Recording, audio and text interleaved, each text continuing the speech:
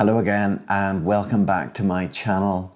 This short video is a follow-on from my introduction to using an Autocue, and in this one we'll focus on tips for the presenter, the person actually reading from the Autocue and speaking to the camera.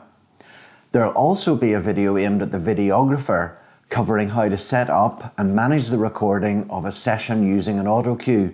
But for now, we'll concentrate on tips to help the presenter give their best performance in a piece-to-camera when using a teleprompter. But here's a word of caution at the very start. Don't think that using an Autocue will solve all your presenting problems. It will certainly make a lot of things easier, but if you aren't good at presenting naturally without an Autocue, then using one could actually make the problem worse. An Autocue won't turn a wooden speaker into a TV personality.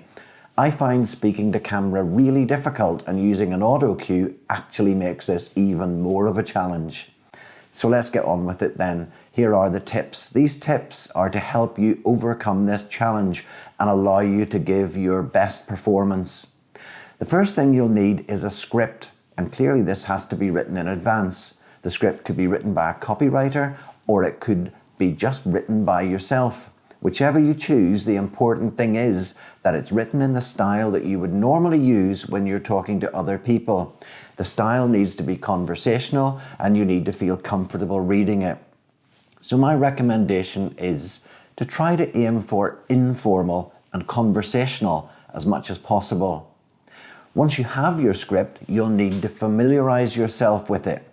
You don't need to memorize all of it, but you do need to familiarize with it sufficiently so that you're really comfortable reading it and have a feel for the flow and the sense of the words.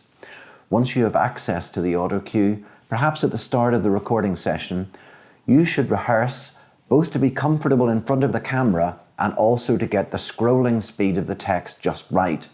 It's really important that you can present at exactly the speed that's natural for your style and the content that you are presenting.